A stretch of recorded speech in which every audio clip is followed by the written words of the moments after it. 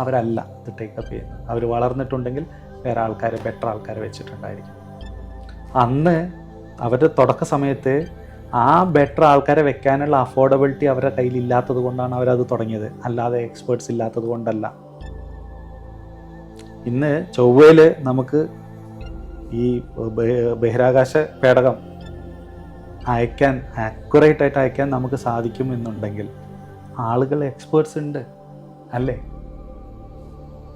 അതെ, എത്രമാത്രം സയൻറ്റിഫിക് ആയിട്ടുള്ള കാര്യങ്ങളാണ് ഇതൊക്കെ കൈകാര്യം ചെയ്യാൻ ആളുകൾ. അപ്പം ആളുകളില്ലാത്തതല്ല പ്രശ്നം. അവരെ അഫോർഡ് ചെയ്യുവാനോ അല്ലെങ്കിൽ ആ കാഴ്ചപ്പാടിലോട്ട് ഉയരുവാനോ നമുക്ക് സാധിക്കുന്നില്ല എന്നുള്ളതാണ് നമ്മുടെ മാത്രം പ്രശ്നമാണ്. അതെ, കണ്ടെത്താൻ കഴിഞ്ഞിട്ടില്ല.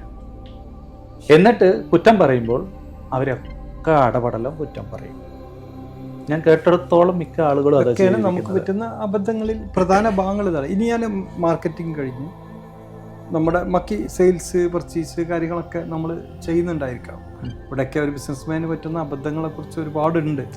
സെയിൽസിൽ പറയേണ്ട, അതൊക്കെ നമുക്ക് സെയിൽസ് സ്ഥിരം നമ്മൾ കുറെ പറഞ്ഞു പോയതാണ്. ഇനി പർച്ചേസ് ഉണ്ട്. പർച്ചേസിൽ നടക്കുന്ന അബദ്ധങ്ങളെ കുറിച്ച് പറയണം എന്നാണ് എനിക്ക് തോന്നുന്നത്.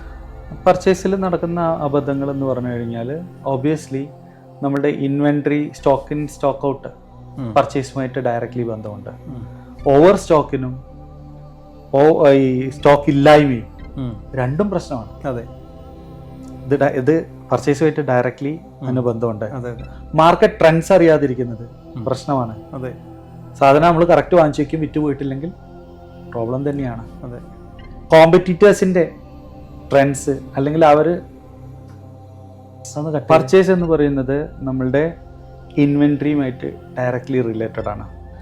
ഇൻവെൻട്രി കൂടിയാൽ കുഴപ്പമാണ്, ഇൻവെൻട്രി കുറഞ്ഞാൽ അതും കുഴപ്പമാണ്. ഇൻവെൻട്രി നമ്മൾ ഒപ്റ്റിമൈസ്ഡ് ആയിട്ട് വെച്ചു, സെയിൽ കുറഞ്ഞാൽ കുഴപ്പമാണ്, കാരണം ഇവിടെ ഡെഡ് സ്റ്റോക്ക് വരും. മാർക്കറ്റ് ട്രെൻഡ്സ് അറിഞ്ഞിട്ടില്ലെങ്കിൽ കുഴപ്പമാണ്. കാരണം ഇപ്പം ഞാൻ ഐഫോണിൻ്റെ ലേറ്റസ്റ്റ് വേർഷൻ ഞാൻ ഒരുപാട് വാങ്ങിച്ചു വെച്ചു, അടുത്ത മാസം പുതിയ വേർഷൻ വരികയാണ്, ഈ പഴയതൊക്കെ ഒറ്റയടിക്ക് താഴത്തോട്ട് പോകും. അപ്പോൾ എത്രയാണ് ഒപ്റ്റിമൈസ്ഡ്? ഇത് ട്രെൻഡിനനുസരിച്ചിട്ട് എന്താണ്? ട്രെൻഡ് മാത്രമല്ല, മാർക്കറ്റ് റിസർച്ച് വേണം. നമ്മുടെ കോമ്പറ്റീറ്റേഴ്സ് എന്താ ചെയ്യുന്നത് അത് നമ്മൾ അറിഞ്ഞിരിക്കണം.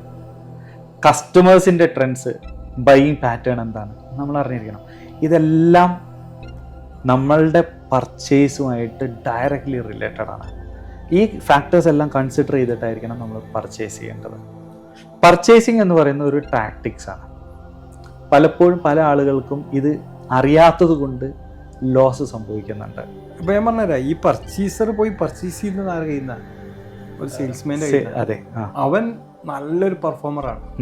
ആ സെയിൽസ്മാൻ പെർഫോമർ ആണെങ്കിൽ, നമ്മൾ വെച്ചിരിക്കുന്ന പർച്ചേസർ അത് മനസ്സിലാക്കാൻ പറ്റാത്ത ഒരാളാണെങ്കിൽ കമ്പനിക്ക് പണി കിട്ടും, കമ്പനിയിൽ ലോസ് വരും. കാരണം കമ്പനിയിൽ നിന്ന് ഓർഡർ ലോസ് എന്ന് പറഞ്ഞു കഴിഞ്ഞാൽ പ്രോഫിറ്റ്, കിട്ടേണ്ട പ്രോഫിറ്റ് ഇല്ലാണ്ടാവും. അതായത് 10 പീസാണ് നമുക്ക് ആവശ്യമുള്ളത്, അവിടെയുള്ള സെയിൽസ്മാൻ നന്നായിട്ട് സംസാരിച്ച് അത് 20 പീസാക്കി ഇവനത് പർച്ചേസ് ചെയ്യാണ്. കാരണം ഇവനെ മുമ്പിലെ കണക്കുകൾ ബോധിപ്പിച്ച് ലാഭമായിരിക്കും.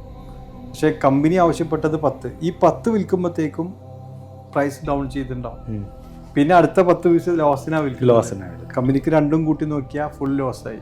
നേരെ CVN പറഞ്ഞതുപോലെ തന്നെ 10 പീസാണ് വാങ്ങിക്കൊടുന്നില്ല, ആദ്യത്തെ 10 പീസ് നമുക്ക് ലാഭത്തോടുകൂടി നെക്സ്റ്റ് വീണ്ടും കുറഞ്ഞപ്പോൾ കുറഞ്ഞത് വാങ്ങിച്ചു വെക്കാം.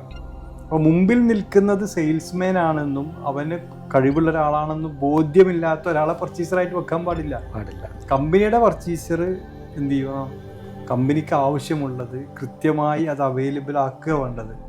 അല്ലാതെ ഇങ്ങനത്തെ സെയിൽസ്മാൻമാരുടെ വിളവിൽ വീഴാൻ പാടില്ല. അങ്ങനെ വീഴുന്നതാണ് വലിയ വലിയ കമ്പനികൾക്കൊക്കെ പറ്റുന്ന ചെറിയ പ്രശ്നങ്ങൾ. പിന്നെ കമ്മീഷൻ. ഒരു സാധാരണഗതിയിൽ ഞാൻ എൻ്റെ പർച്ചേസേഴ്സിനോട് പറയാനുള്ളത്, നമ്മളെ വെൻഡേഴ്സിൻ്റെ കയ്യിൽ നിന്ന് ഒരു ചായ പോലും വാങ്ങിക്കുടിക്കരുത്. നിങ്ങളൊരു ചായ കുടിച്ചാൽ അടുത്ത പർച്ചേസിൽ അത് ബാധിക്കും. ചായക്ക് നമുക്ക് 2 ദിർഹംസ് ആണെങ്കിൽ അടുത്ത പർച്ചേസിൽ നമുക്ക് പോകുന്നത് 2000 ദിർഹംസ് ആയിരിക്കും. ഇതാണ് അതിൻ്റെ കോലം. അവർക്ക് വേണ്ടത് മുഴുവൻ കമ്പനി തന്നെ കൊടുക്കണം. അവർക്ക് അവരെ മുമ്പിൽ ഇപ്പോൾ വെണ്ടറുടെ മുമ്പിൽ ഒരു കമ്മിറ്റ്മെൻറ്റ്. ഇപ്പോൾ ഇവരൊക്കെ നമ്മളെ ഇപ്പോൾ ഒരു വലിയ ട്രിപ്പ് കഴിഞ്ഞ് വരികയാണ്, നമ്മളെ വെണ്ടേഴ്സിൻ്റെ. സ്വാഭാവികമാണ്, അത് നമ്മളെ ബാധിക്കും. ഇന്ന് അവർ തന്ന ഈ സാധനം നമ്മളെ ബാധിക്കും.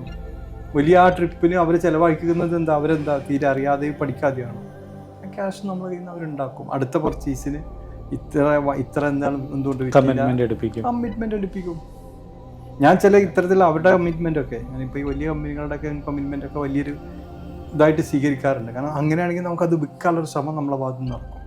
അത്രയും വോളിയം നമ്മൾ വിറ്റാൽ നമുക്ക് ഓട്ടോമാറ്റിക് അതിൻ്റെ പ്രോഫിറ്റും കിട്ടുന്നുണ്ട്. ഇത് സൂക്ഷിക്കാതെ ശ്രദ്ധിക്കാതെ ചെറിയ ചെറിയ വെണ്ടേഴ്സിലേക്കൊക്കെ നമ്മളെ പർച്ചേസർ ചെല്ലുകയും അവരുടെ സുഖിപ്പിക്കുന്ന വർത്താനമൊക്കെ കേട്ടിട്ട് അവരെ കൂടെ അവരുടെ ആവശ്യത്തിലേറെ പർച്ചേസ് ചെയ്യുന്ന ട്രെൻഡ്സ് നമ്മളെ സാധാ ഒരു മിഡിൽ ഷോപ്പിൽ കാണാറുണ്ട്.